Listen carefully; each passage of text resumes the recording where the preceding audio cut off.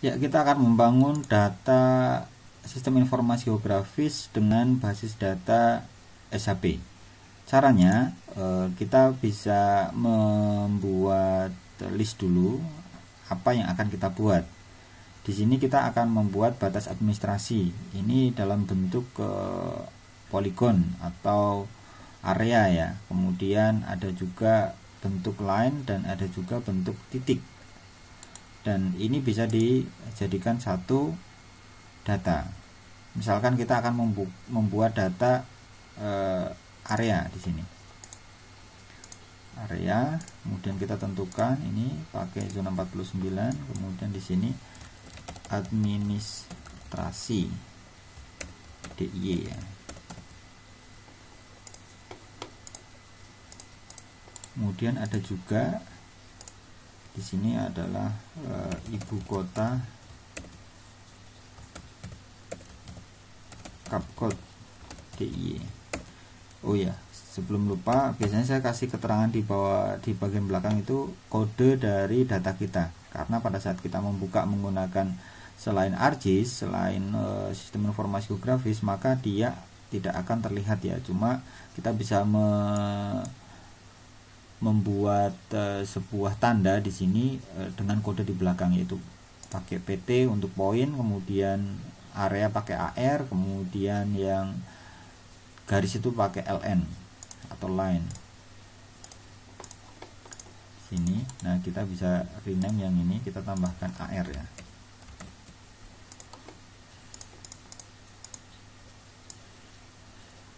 Nah, cara memasukkan bisa pakai add data, bisa juga kita tarik semacam ini, drag and drop, itu bisa tarik juga.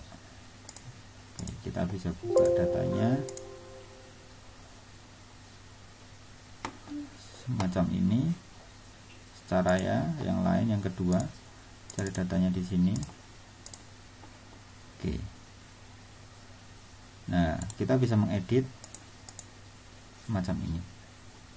Jadi data area yang sama-sama area dengan satu tema itu jadikan satu. Misalkan di sini ada Kabupaten Kulon Progo, kemudian di sini ada Kabupaten Sleman, ada Kabupaten Gunung Kidul, Kabupaten Bantul, dan Kota Yogyakarta. Ini sama-sama administrasi ya, dan sama-sama area. Maka dari itu kita jadikan satu kesatuan di admin DIY.AR SAP ini. Nah, tinggal nanti kita kasih keterangan di sana. Nah, kita sudah mulai editing di sini. Ini kalau grid feature pertama kali menggunakan grid feature, ini ada di editor di sini. Ini kalau belum muncul bisa klik di bagian paling ujung grid feature, klik di sini. Nah, pastikan di bawah sini ada construction tools-nya ya. Nah, kita akan coba membuat batasan di sini. Nah, prinsip-prinsip dalam mendigit itu adalah pertama kali kita buat area yang paling luas. Yang paling luas, kemudian kita pakai metode potong kue ya. Dengan demikian maka tidak ada yang namanya kemungkinan untuk satu dan yang lain itu rongga atau jaraknya. Oke, contohnya semacam ini. Kita buat poligon yang paling besar, kemudian di sini ada cut polygon. Nah, kita bisa memotong dengan cara dari luar poligon, ada di bagian ujung sini. Ini kan ada di luar poligon, masuk dan memotong ya. Jadi kalau sampai sini ini belum memotong. Jadi sampai keluar poligon ini. Klik di sini. Ini namanya sudah memotong. Ini ujung awal, ini ujung akhir, dan ini poligon yang kita potong. Ini akan terpotong. Tetapi kita melakukan kayak gini dari luar kemudian masuk, belum sampai keluar poligon ini, maka dia itu belum memotong. Kalau kita paksa untuk memotong dengan double klik itu, dia itu akan menolak. Di dalam juga ini bukan memotong. Jadi kalau potong itu pasti putus ya, ini belum putus. Dan dia akan menolak, walaupun dari dalam keluar juga nggak mau. Jadi dari luar keluar, ini dari luar keluar. Asal dia sudah terpilih semacam ini, dia itu akan terpotong. Nah, misalkan yang terpilih itu di bagian ini saja, kita mau motong dari ujung sini sampai sini, maka yang terpotong itu yang terpilih saja. Nah, dengan metode semacam ini, dia tidak akan memiliki jarak di sini ya. Berbeda dengan misalkan kita bikin dengan model yang sama,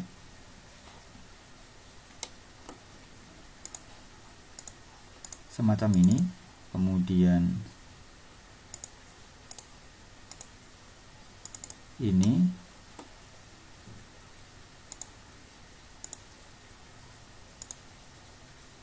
kemungkinan ada yang tertumpuk, ada yang berongga.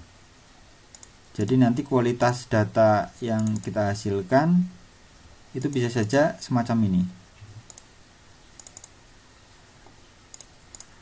Nah, ibaratkan ini adalah tanah ya, tanah atau lahan. Tidak mungkin ada tanah yang dia itu tumpang tindih semacam ini atau punya rongga. Ini kan berarti dia itu kayak jurang ya. Ini juga jurang. Jadi di sini itu tidak ada lahannya. Tetapi dengan cara metode kita dari luar dulu, kemudian kita potong, itu kemungkinan untuk tidak presisi itu sangat kecil, kecuali kalau misalnya kita pakai kursor ini kemudian kita geser semacam ini, itu bisa saja terjadi. Oleh karena itu pada saat kita akan memilih, kita pakai select feature yang ini kita pindah kemana-mana, dia itu tidak akan ikut pindah, cuma akan terpilih saja. Oke, ini untuk oleh karena itu dengan tema yang sama kita akan mendigit ini. Misalkan ya, kita akan secara kasar dulu dari poligon yang terluar itu semacam ini. Tentu saja pada saat nanti mendigit, teman-teman harus lebih presisi. Ini sebagai contoh saja. Nah, kemudian karena ini tidak terlihat, ini ada dua cara. Kita pakai di sini adalah efek ya, ada efek, atau ini kita ubah menjadi hollow semacam ini dengan warna yang cukup mencolok dan tebal. Ini bisa kita lakukan, atau kita pakai cara yang tetap semacam ini, tetapi kita aktifkan efek, kemudian transparansinya kita naikkan. Ini juga sama, mana suka ya. Nah, ini kemudian kita potong. Prinsip yang tadi potong kue semacam ini.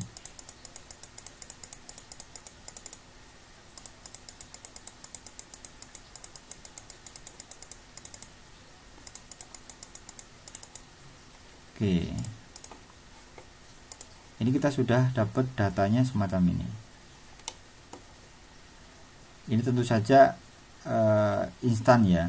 Jadi kalau misalkan lebih rigid lagi, ini tergantung dari skalanya yang akan kita tentukan. Ini skala di 600.000, kelihatan tidak begitu jelas, maka kita bisa melihat sepenangkapan mata kita. Kemudian kalau kita mau skala 10.000, maka dia itu akan lebih detail lagi. Dan prinsip pada saat kita mendigit itu dengan skala yang kita tentukan, misalkan di skala tertentu, maka kita harus mengunci di skala itu.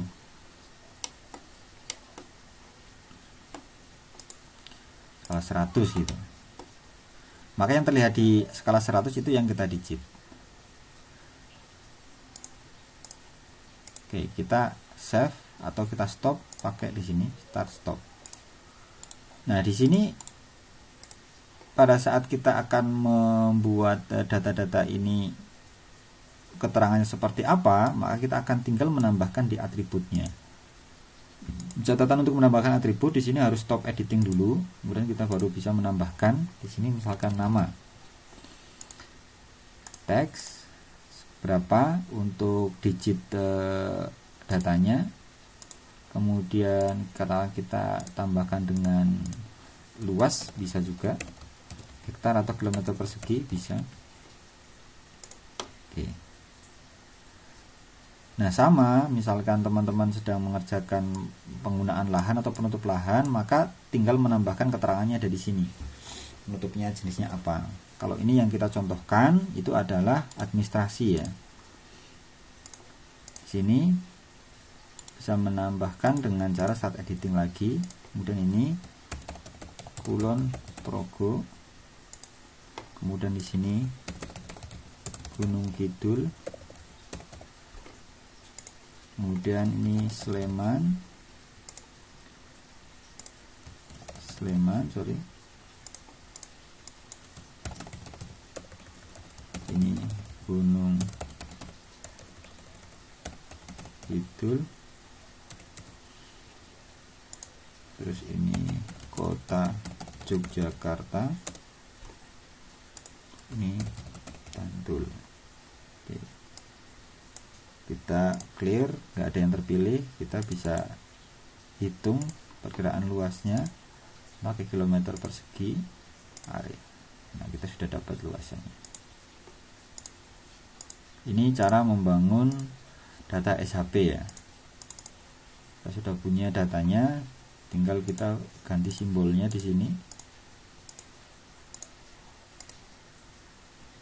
Kita keluarkan labelnya juga bisa.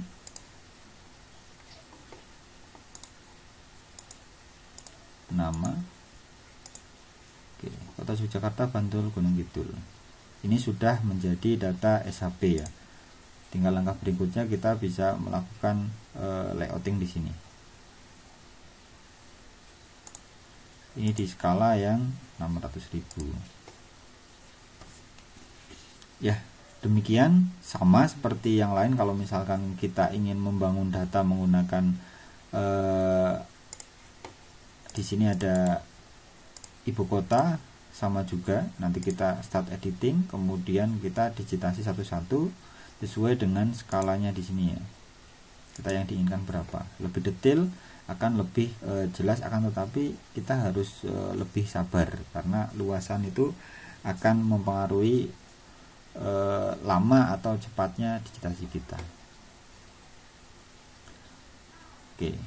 Jadi kalau bikin digitasi misalkan di sini ada 5 kabupaten ya, kalau kita bikin di sini ada Kulon Progo, Poligon, kemudian ada Sleman, ini bisa juga, akan tetapi pada saat dia itu masih satu tema, ini usaha kita akan semakin besar dan ini menyulitkan juga dalam analisis secara satu kesatuan.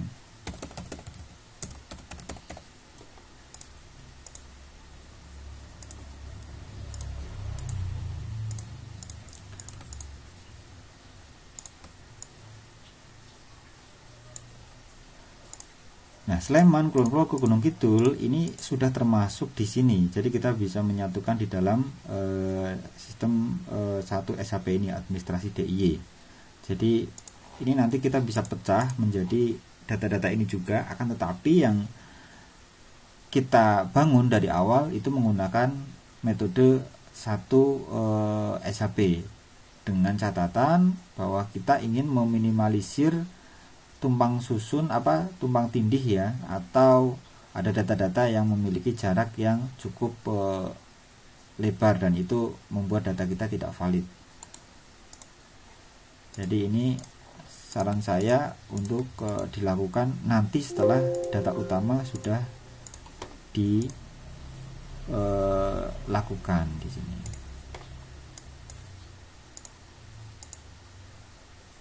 Nah, ini kita bisa kan. Ini secara cepat saja.